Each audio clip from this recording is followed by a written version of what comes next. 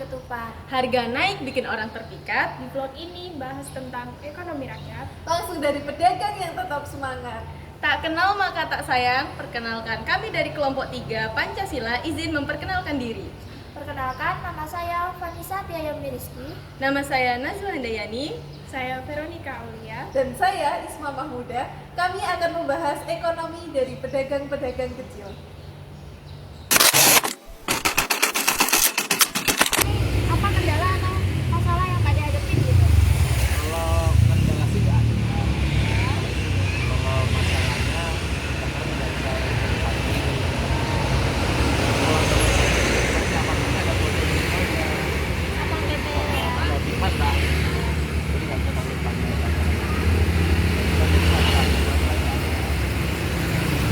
Ya, kalau gitu ya. Makasih Kak De. Mau nanya-nanya, jadi apa kendala Kak De selama jualan PPD ini? Atau masalah yang Kak De hadapin deh selama jualan itu? Kalau nggak ada tabungan. Mungkin. Kalau nggak ada anak sekolah sepi ya Kak De ya? Baik. Mana ya?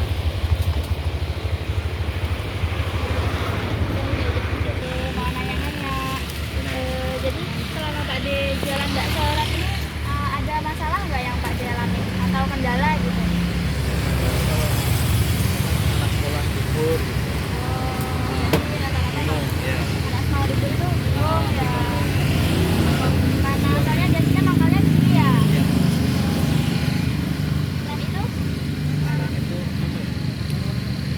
kayaknya cuma itu dah. itu ya kendala yang paling pentingnya berarti selama anak sekolah. Sekolah libur semua kan.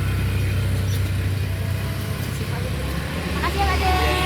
Jadi setelah saya mengajukan pertanyaan tentang apa sih kendala atau masalah yang dihadapi para pedagang-pedagang jalanan itu ketika sedang berjualan. Jadi rata-rata para pedagang itu mengalami kendala pada saat ada satpol PP dan saat anak-anak itu libur sekolah, jadinya itu tingkat konsumennya itu menurun.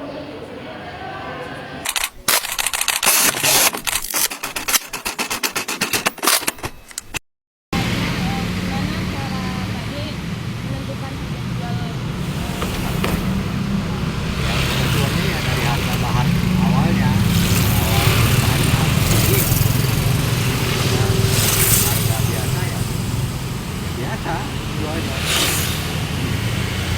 Berarti sesuai harga produk harga bahannya Pak De. Ya dari bahan pembeliannya, bahan awalnya.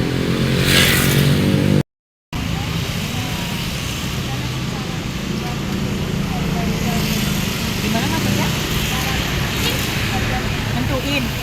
Ya ini lihat harga barangnya naik ya naik. Gitu.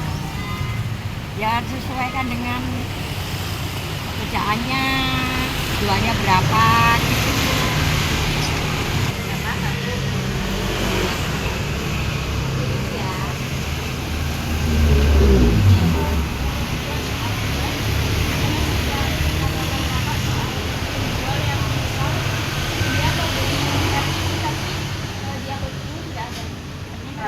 Nggak ada gitu ya stoknya ya. Mungkin kalau dari apotek kami itu menyarankan untuk ke apotek yang nah atau yang apotek terdekat sini gitu Pak, kayak misal obat kalau ada di warung nanti kita biasanya di warung, tapi kalau misalnya kan kalau obat warung kan terbatas gitu, jadi kita keluarnya ke apotek yang lain gitu.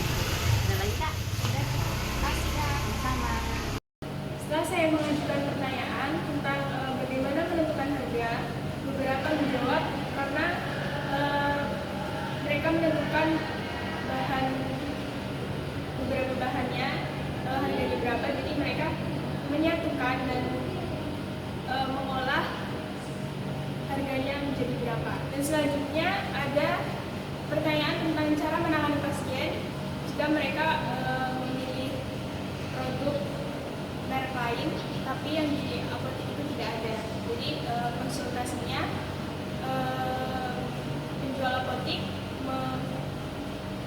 melakukan atau konsultasi ke pedagang atau membeli di toko obat yang lain.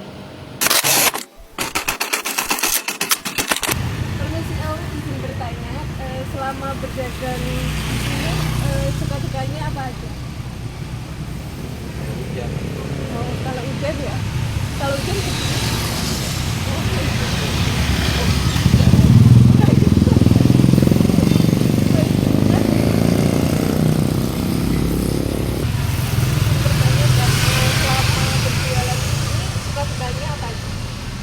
Dukanya itu biasanya kalau jualannya itu susah banget karena hujan. Terus kalau weekend gitu kan titipannya baru banyak. Ya kalau bisa karena kan ada yang buat kan kayak dana sebenarnya nggak banyak. Jadi kalau sisa kan membazir ya.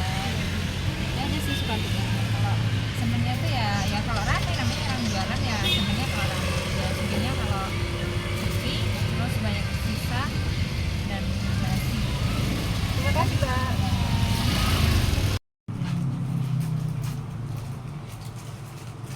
Permisi, Mbak. Ya, Ini ada tugas mata kuliah Pancasila, Mbak. Mbak bersedia untuk diwawancarai nggak? ya bersedia, silahkan. Saya mau wawancara tentang usaha warungnya, Mbak. Boleh? Ya, boleh, silahkan. Nah, apa sih Mbak suka dan duka Mbak dalam mengurus warung ini? Suka dan duka dalam mengurus warung ini itu yang pertama suka ya. Sukanya itu ketika banyak pembeli dan dagangan kita itu laris, di situ kita dapat mencakup keuntungan yang lebih banyak. Dan dukanya itu seperti banyak persaingan dari warung-warung lain yang membuat penurunan harga-harga dan barang di sini menurun dan penghasilan dari warung saya ini berkurang. Terima kasih, Mbak. Ya. Setelah saya mengajukan pertanyaan mengenai apa sih suka dan duka dari pedagang kaki lima atau pengusaha warung, rata-rata jawabannya adalah sukanya ketika banyak pembeli sehingga produknya banyak yang habis. Kemudian dukanya itu biasanya karena hujan. Saat hujan pembeli akan menurun, jadi produknya banyak yang tersisa. Sedangkan itu biasanya dagangan titipan. Kemudian yang kedua adalah persaingan dari sesama pedagang ataupun toko-toko lain. Bapak ingin bertanya tentang harapan Bapak untuk jualan Bapak ini gimana ya Pak ke depannya gitu? Ya kalau jualan ini mau buat anak-anak saya, gitu, buat makan anak istri saya di sini, memang di situ di kampung, bukan sini di kampung. Oh, berarti keluarga Bapak itu berada di kampung. Iya. Oh, gitu Pak. Untuk harapan lainnya Pak, selain untuk keluarga apa Pak? Ya buat makan gitu bapak mah. Buat makan Tambah anak-anak. penghasilan ya Pak Iya, ya. anak istri saya, gitu, cucu, mulai sekarang punya cucu kan bapak saya. Oh iya Bapak. Cucu, ada buyut juga ada. Juga ada Pak. Ada buyut ya. Buyut ada itu terus buat bayar utang. Sana Pak, terima kasih. ya, ya. Pak, izin mau tanya, kira-kira depannya untuk harapan jualan Bapak ini gimana ya Pak? Supaya ya supaya lebih ada pertama supaya lebih agak aman, supaya jalan-jalannya biasanya kan ada satu titik ya. Supaya ya kalau satu mau raja supaya ditertibkan lah yang ada supaya supaya tambah lancar tambah banyak telurnya yang ada. Iya Pak ya. Oke, sama-sama. Pak, izin mau tanya, harapan Bapak untuk masa depan jualannya itu gimana ya Pak kira-kira?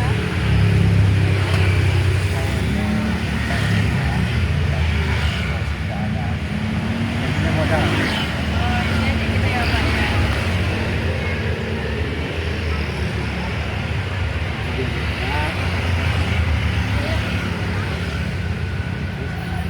Makasih Pak De, makasih Bapak. Setelah saya mengajukan beberapa pertanyaan kepada pedagang-pedagang kaki lima, itu harapan-harapan mereka ada beberapa yang sama. Yang satunya pertama itu kayak lebih maju lagi. Harapannya juga lebih aman, lebih tertib, lebih berkembang lagi ke depannya di mana penjualan mereka lebih baik gitu. Untuk sekian, terima kasih. Sungguh manis buahku ini. Buah dimakan dengan cepat. Berakhir sudah video ini. Semoga bisa memberi manfaat. kami akhiri. Wassalamualaikum warahmatullahi wabarakatuh.